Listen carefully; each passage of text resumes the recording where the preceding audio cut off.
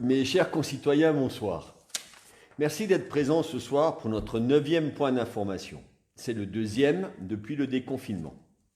J'espère que vous êtes en bonne santé. Et comme toutes les semaines, mes pensées vont d'abord à nos malades, à leurs familles. Sachez que nous pensons à vous. La pression sur notre système hospitalier et de santé est moins importante. Mais, je salue le docteur Philippe Culling qui a accepté de revenir nous voir pour nous parler du Covid-19 d'un point de vue médical et surtout de répondre aux questions que vous pourrez nous poser. Je vous rappelle, pour poser vos questions en direct, il vous suffira de les taper sur Facebook et elles apparaîtront. Nous allons d'abord faire un point général, ensuite répondre aux questions posées par mail et ensuite aux questions sur Facebook. Reichstett, semaine 2. Nous restons une région rouge. Le prochain résultat devrait nous parvenir le 2 juin, c'est-à-dire où le virus circule moins qu'avant, mais où la tension sur notre service hospitalier est encore importante. C'est pour ça que nous sommes encore rouges. Par rapport aux ouvertures, la mairie est ouverte au public, mais uniquement sur rendez-vous et appel téléphonique préalable à cette fin. Si vraiment il n'y a pas d'autre solution, le contact physique s'avère nécessaire. À ce moment-là, sur rendez-vous, nos agents vont vous recevoir. Nos agents du service technique sont sur la brèche depuis 15 jours pour mettre tous les bâtiments aux normes du protocole sanitaire. Collage de limites au sol, mise en place de plexiglas, distributeur de gel. Ils désinfectent les locaux après usage. Une belle opération que vous avez pu suivre sur les réseaux, le fauchage et mise en ballot du foin au plan d'eau. On a brûlé les herbes, rue de Lavant-de-Senot. Vous pouvez également constater l'arrivée des fleurs dans les jardinières et dans les massifs, et surtout la préparation du futur parcours santé qui devrait être opérationnel fin juillet et nous permettre de retrouver la forme. La médiathèque. La médiathèque continue à collecter les ouvrages prêtés et se prépare à ouvrir ses portes. Nous vous tiendrons au courant, bien sûr, par Internet et par les réseaux sociaux. Nous allons aborder maintenant les principaux points de cette communication. Nous pourrons bien sûr y revenir plus tard dans vos questions. Il ne faudra d'ailleurs pas hésiter à les poser. Point sur l'EHPAD Arc-en-Ciel. Je vais prendre mes notes. La dotation par le CD 67 de 750 masques chirurgicaux, 10 litres de gel hydroalcoolique, 200 surblouses vertes manches longues et un thermomètre frontal.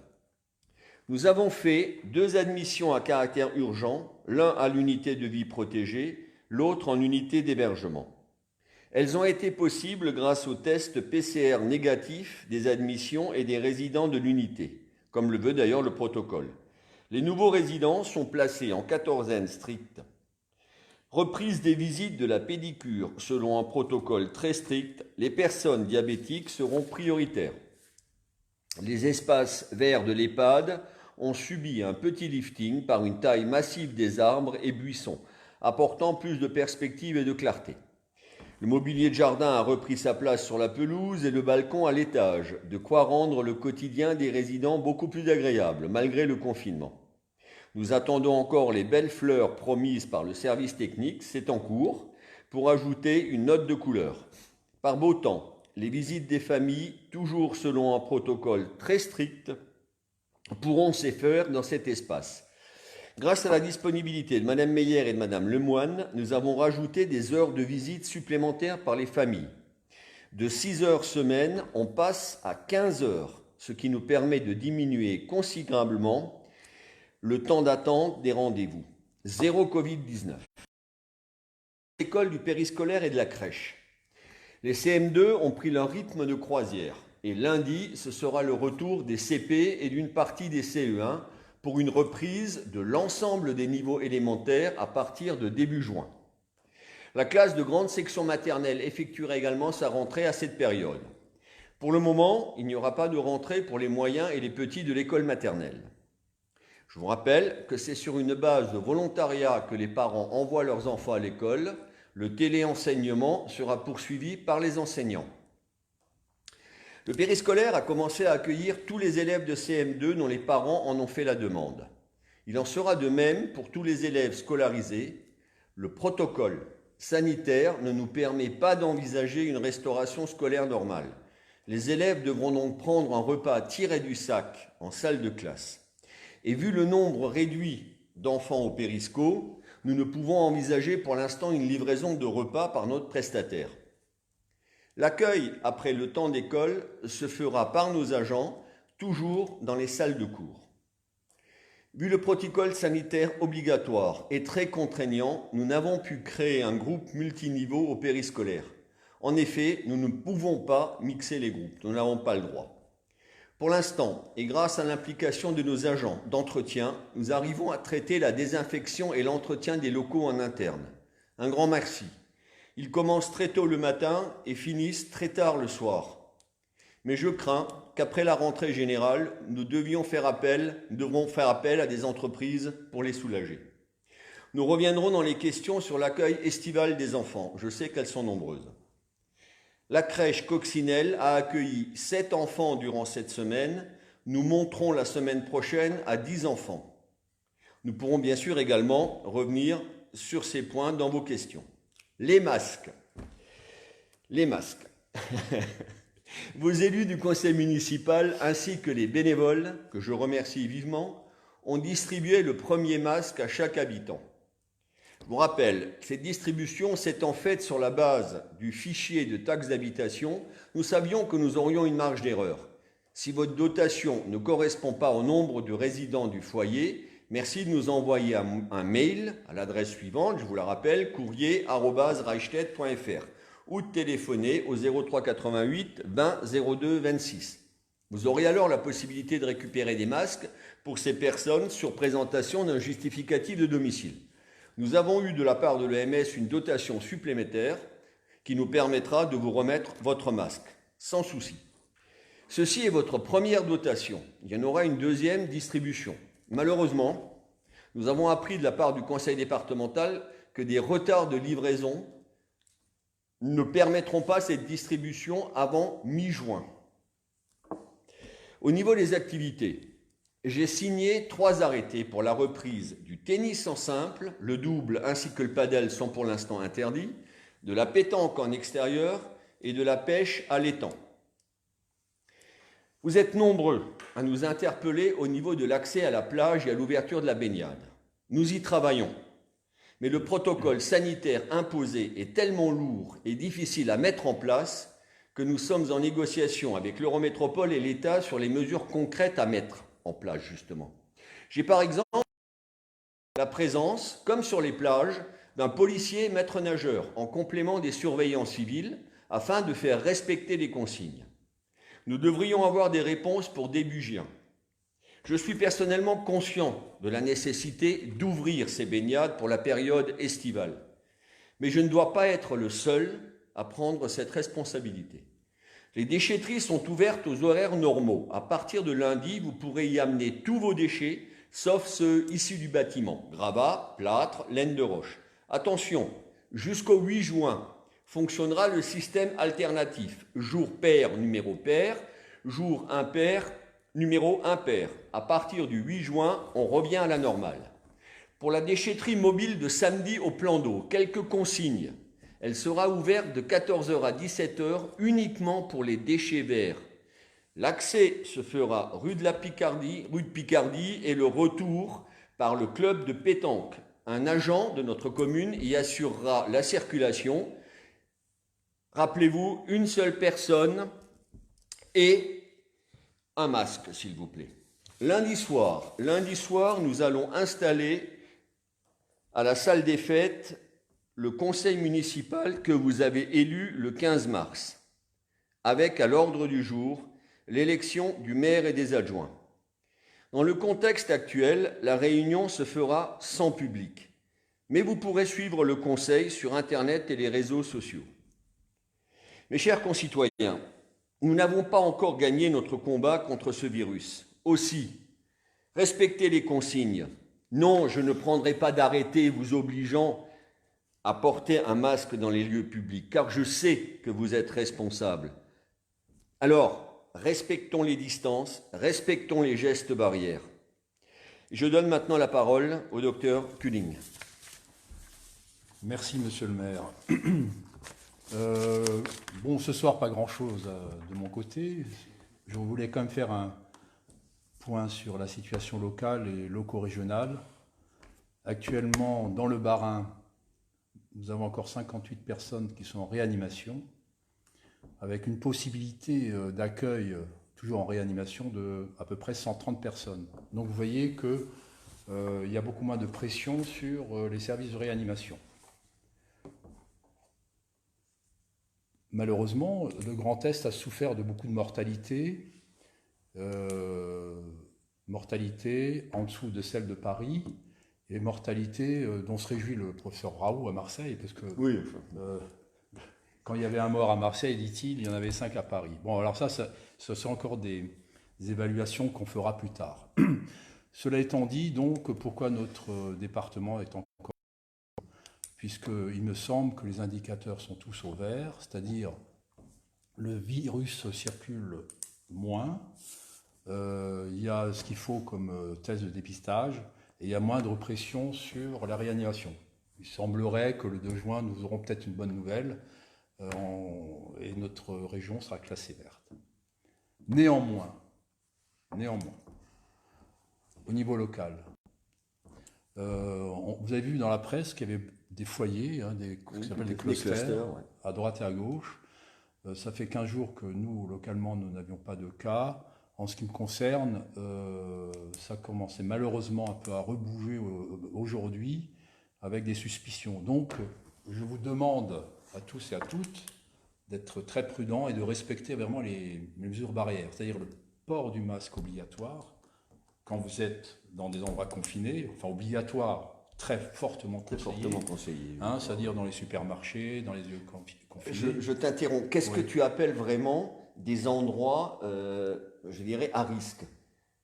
Alors les endroits à risque est-ce que c'est pendant la promenade? Est-ce que c'est... Oui.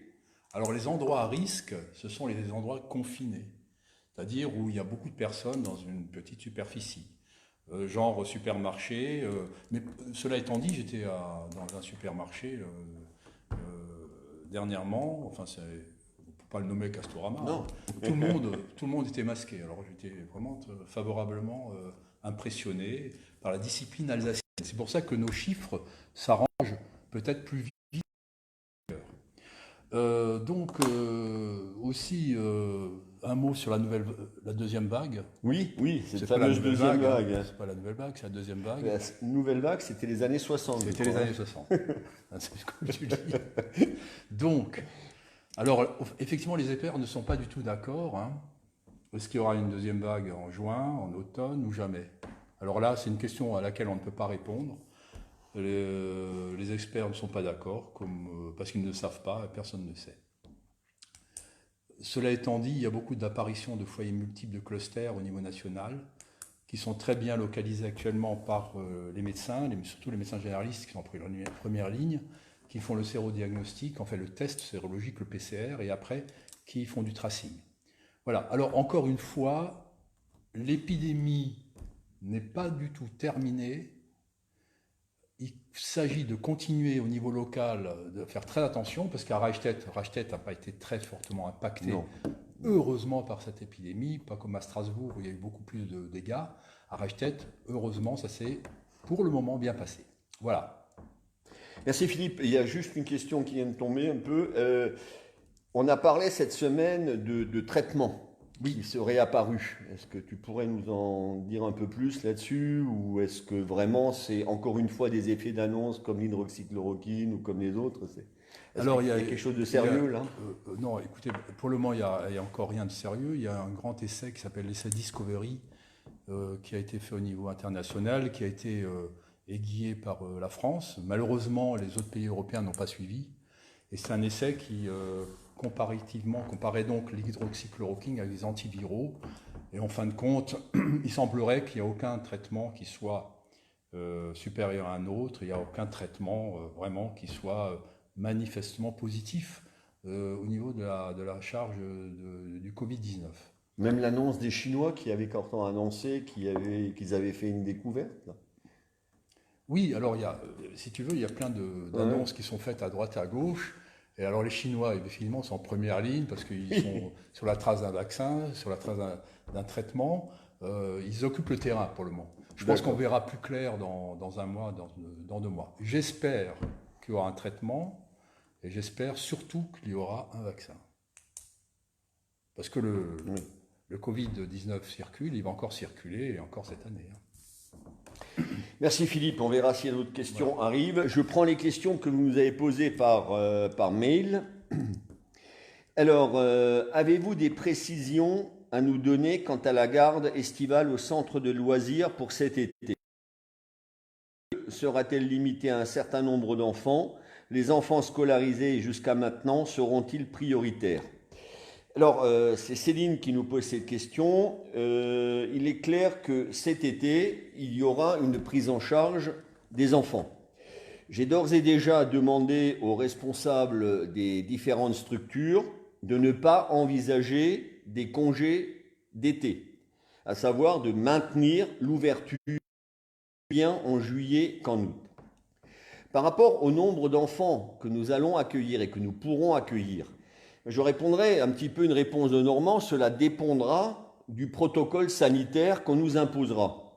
Il est clair que si on nous impose le même protocole sanitaire qui est actuellement en vigueur dans l'éducation nationale, on ne pourra pas tripler notre personnel. Même si nous disposons de suffisamment de locaux cet été, on pourra par exemple disposer à la fois bien sûr du périsco, des locaux de la maternelle, des locaux de l'école élémentaire, mais encore faut-il mettre en face de chaque groupe des agents.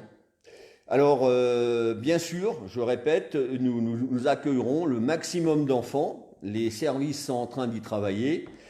Les priorités, forcément, ce seront des priorités liées aux professions des parents. Donc, dans un premier temps, bien sûr, les personnels prioritaires. Et dans un deuxième temps, les parents qui n'ont pas d'autre choix ou d'autre solution. Alors, bien sûr, on sera obligé de faire des choix, sûrement. Je réunirai une commission et nous les ferons, malheureusement. Voilà. L'autre question... Pourquoi l'éclairage public s'éteint depuis quelques semaines à 23 heures? Avant, c'était 1 heure du matin. Niveau sécurité, je trouve pas ça top. Il y a quand même beaucoup de jeunes qui se promènent à vélo vers chez moi. Donc, je ne sais pas trop où vous habitez. Souvent sans lumière. Pourquoi ne pas juste baisser l'intensité comme dans d'autres communes? Alors, j'ai commencé par vous répondre en commençant par la fin. Malheureusement, c'est une très bonne idée, et je la partage, mais notre système d'éclairage public est vétuste et nous ne pouvons pas baisser l'intensité. Il est prévu cette année de changer complètement l'éclairage rue du Général de Gaulle avec l'éclairage et donc là, nous pourrons faire de substantielles économies. Pour l'éclairage public, je vais juste vous rappeler un petit peu ce que dit la loi. La loi ne nous oblige pas à éclairer. Souvent, les gens confondent un petit peu et ne sont pas tout à fait au courant. Il n'y a aucune obligation à assurer de l'éclairage public. Il faut, bien sûr, en tant que maire, je dois, si vous voulez, préserver nos habitants et leur sécurité. Aujourd'hui, on travaille sur cette réduction. Pourquoi? Parce que l'éclairage public, souvent, représente plus de 40% des dépenses de fonctionnement d'une commune. Quand on comprend cela.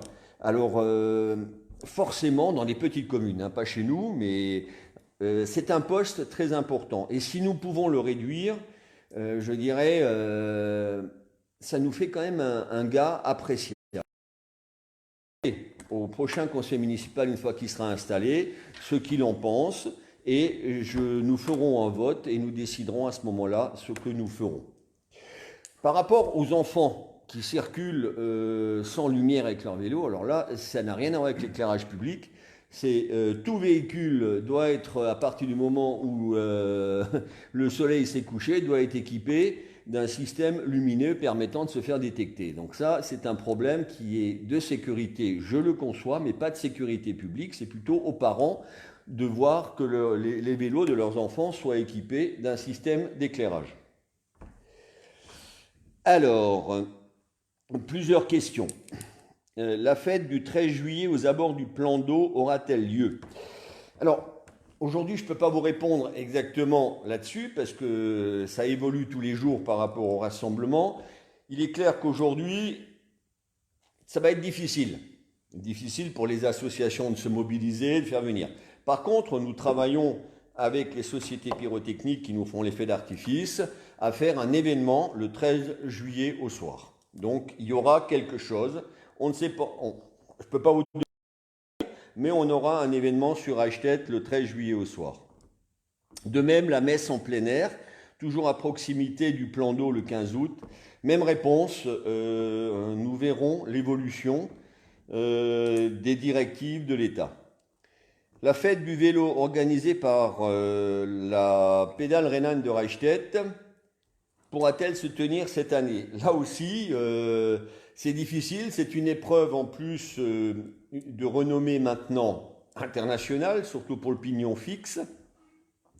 Donc nous verrons l'évolution et le club, avec son président, décidera si oui, ils maintiennent ou non, ils maintiendront cette manifestation. Alors, c'est une question. En tant que parent d'un enfant scolarisé en moyenne section maternelle, nous avons répondu à un questionnaire recensant nos besoins en termes d'école périsco. Suite à cet enquête, que les maternelles resteront fermées sans plus de précision sur les raisons de cette décision ni sur les résultats de l'enquête. Pouvez-vous, SVP, communiquer le résultat de cette enquête et le pourquoi d'avoir pris la décision de confirmer la fermeture des moyennes et petites sections jusqu'au 7 septembre? Pour les parents qui travaillent à temps plein, tous les deux, quelle solution alternative la commune peut-elle offrir pour occuper les enfants cet été? Alors, donc plusieurs questions là-dedans. Effectivement, la directrice de l'école maternelle a fait une enquête sur ma demande aussi, mais avec son accord, sur les différentes sections. Au vu des résultats, les moyennes et petites sections maternelles, on a eu, je dirais, un taux relativement faible de gens qui désiraient revenir à l'école. C'est un petit peu le problème qu'on avait déjà évoqué la semaine dernière. Vous savez, les moyennes sections, petites sections et 3-4 ans, c'est quand même un âge où le respect des consignes est très difficile. Leur faire maintenir, je dirais, des positions presque statiques sans qu'il y ait de contact avec les autres, être face à des personnes masquées, je dirais que c'est assez difficile. Et surtout, pour le peu de jours qui restent avant la fin de l'année scolaire. Voilà, un petit peu, c'est la décision. D'ailleurs, dans nombreuses autres communes, nombreuses autres écoles, on ne fait pas rentrer les petites sections, les moyennes sections maternelles. Par rapport à la prise en charge cet été, oui, bien sûr, hein, j'ai demandé, je le répète, aux structures et l'ouverture sur les 2 mois. J'ai également demandé aux associations de commencer à réfléchir sur les animations qu'elles pourraient proposer à nos jeunes cet été. Et également, l'association où je suis président, le club sportif de Reichstätt, on est en train de mettre en place sport-vacances, comme cela a été fait. Mais je crois que la section de football, également le tennis, padel, réfléchissent à la mise en place de stages. Nous vous tiendrons au courant à travers les réseaux sociaux. Voilà sur les questions, mais on est tout à fait conscient du problème que la prise en charge des enfants cet été va être importante, surtout si les entreprises vont devoir, je dirais, augmenter leur charge de travail et si, voilà, on aura besoin de s'occuper de nos enfants. Alors nous y réfléchissons. Si vous avez des idées, je suis preneur et n'hésitez pas à nous contacter. Alors, 2 autres questions. La rue des Hirondelles n'a pas été pourvue de masques. Enfin, normalement, toutes les rues ont été pourvues. Je me renseignerai dès lundi matin. Si ce n'est pas le cas, vous serez livrés dans la journée de lundi de vos masques. Est-ce que les parcs de Reichstätt sont ouverts? Non, les parcs, nous sommes encore en région rouge. Les parcs de jeu sont pour l'instant fermées. Voilà. Il n'y a pas d'autres questions. Alors, mes chers concitoyens, c'était notre dernier point Covid-19 ce soir. C'était le 9e, déjà 9 semaines. Incroyable. Merci beaucoup Philippe Merci. d'avoir été présent, mais merci également à tous tes confrères, Dr Bimbus et Caroline Pister, d'avoir été là, d'avoir répondu à vos questions. Encore une fois, merci aussi à Nicolas. Nicolas, sans qui on n'aurait pas pu avoir le support technique, mais je pense que vous le retrouverez bientôt dans d'autres fonctions peut-être. Très efficace. Très efficace. Et merci aussi à vous. Ben oui, je crois qu'il faut le dire. Merci à vous d'avoir respecté le confinement, d'avoir respecté les consignes et qui ont fait que Reichstett n'a pas connu de nombreux cas. On en a connu, c'est très triste et nous sommes vraiment en pensée avec toutes ces personnes, mais on n'a pas connu de cluster qui a fait exploser la maladie sur notre village. Voilà mes chers concitoyens, il ne me reste plus qu'à vous souhaiter un très bon week-end. Demain il ne fera pas trop beau et à très bientôt. Au revoir. Au revoir.